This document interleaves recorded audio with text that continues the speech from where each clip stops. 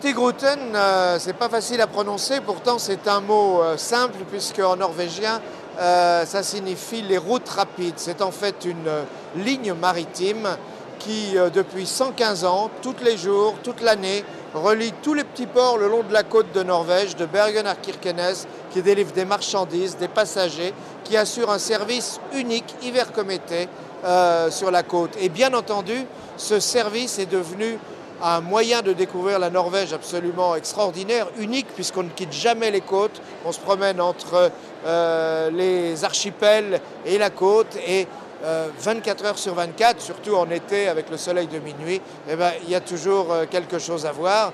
Et en hiver aussi, avec les aurores boréales, ce sont des voyages véritablement authentiques. On ne va pas à bord des bateaux de Hurtigruten juste pour le confort pourtant bien réel de nos navires, mais on y va pour découvrir une destination, on y va pour découvrir un monde d'authenticité, de réalité, on est en prise avec une vraie découverte. Et c'est une expérience que tous nos passagers, depuis 115 ans, apprécient toujours de la même manière. Alors bien sûr, nos navires, eux, n'ont pas 115 ans, ce sont des navires confortables qui offrent tout le confort des navires modernes, mais qui continuent pourtant à assurer leur mission en délivrant des marchandises. C'est un paquebot avec un cargo en dessous, en quelque sorte. Et c'est ce qui fait aussi la vie du bateau, puisqu'à chaque escale, la grande porte s'ouvre et les Fenwick, les chariots élévateurs, débarquent les marchandises, les familles se réunissent. On sert également de trait d'union quelque part entre les petits ports de Norvège qui, sans nous, en particulier en hiver, seraient restés isolés. Tout ça fait un voyage extraordinaire que nous revendons par l'intermédiaire de toutes les agences de voyage, bien entendu, et avec un développement actuel extrêmement fort dans les saisons qu'on croyait presque inaccessibles. Février, mars, avril sont vraiment pratiquement les plus belles saisons. Il y a moins de monde à bord des bateaux, c'est déjà la lumière presque pleine. Fin février, au-delà du cercle polaire, les journées sont déjà plus longues qu'en France. On a toujours l'impression que c'est encore la nuit, mais pas du tout. Et vraiment, c'est un spectacle magnifique, puisque plus on avance dans le temps, en mars par exemple, au niveau de Bergen, c'est déjà le printemps, mais quand on arrive tout en haut, c'est-à-dire 2500 km plus au nord, eh bien c'est encore l'hiver, avec les montagnes qui tombent à pic dans la mer, aux îles Lofoten, avec les crêtes encore recouvertes de neige. Et puis on a quelques bateaux aussi qui sont dans d'autres zones du monde arctique et antarctique.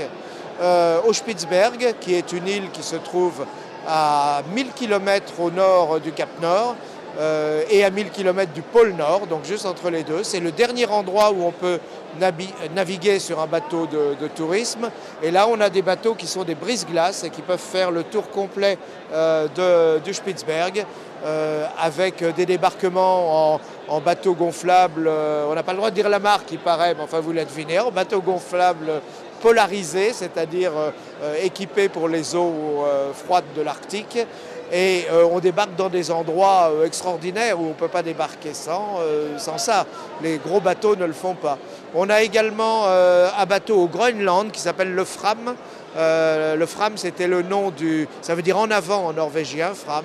Et c'était le nom du premier bateau construit spécifiquement pour les grandes expéditions en Arctique et en Antarctique. C'est le bateau qui a servi à Amundsen au début du siècle pour aller découvrir ces régions. Et le Fram fait des croisières absolument étonnantes au Groenland durant l'été et en hiver en Antarctique, de l'autre côté du monde, où là, on va être tout le temps dans la péninsule antarctique. On ne va pas perdre de temps à se promener le long des côtes chiliennes, par exemple. On va directement en péninsule, on débarque là où il y a personne d'autre que nous et les manchots qui sont là-bas.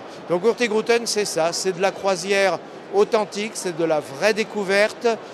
On dit toujours chez nous que c'est une aventure humaine, l'histoire de Hurtigruten, et je crois que c'est vraiment ça. En tout cas, c'est certainement parmi les plus beaux voyages du monde par la mer.